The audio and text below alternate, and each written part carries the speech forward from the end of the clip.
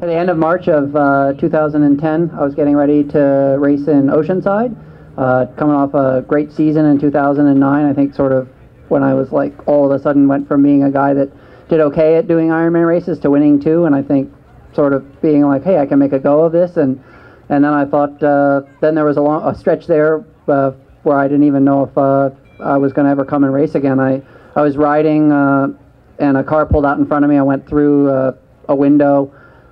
Shattered the glass, it severed two jugular veins, and the guy left me to bleed out on the road. And guy from the Point Magoo Navy base, so Tim O'Donnell can take some credit for upstanding Navy guys, but he's a lifelong friend now.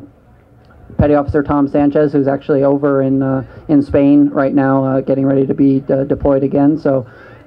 Especially poignant with Veterans Day recently, to think about that. But he basically stuck his hand inside my neck for about 10 minutes until the ambulance arrived and saved my life. And and after that, it was just 18 days in the hospital where all I could think about was I'm never gonna get on my bike ever again. I don't want to.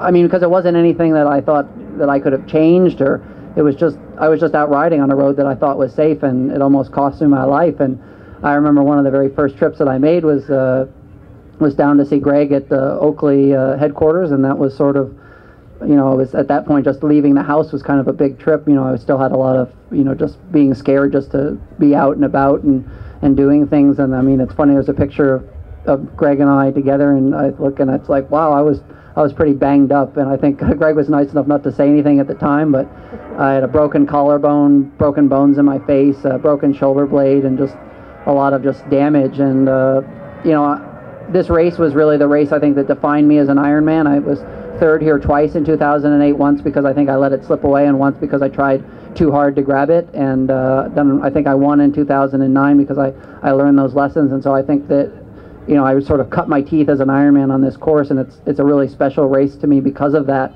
So this will be my 5th time racing here, and I can't imagine doing anything else on the Sunday before Thanksgiving in November. It's just when I crossed the line here in 2010, I think it was probably the most emotional finish that I ever had or ever will have. I was almost dead, and I was back racing, and I was, I think it gives you, when people say, you're lucky to be alive, I had a new perspective on exactly what that means. And I crossed the line in tears with Tom Sanchez there, with my wife there, who was pregnant at the time, and with our now 5-month-old son attached to her right over there.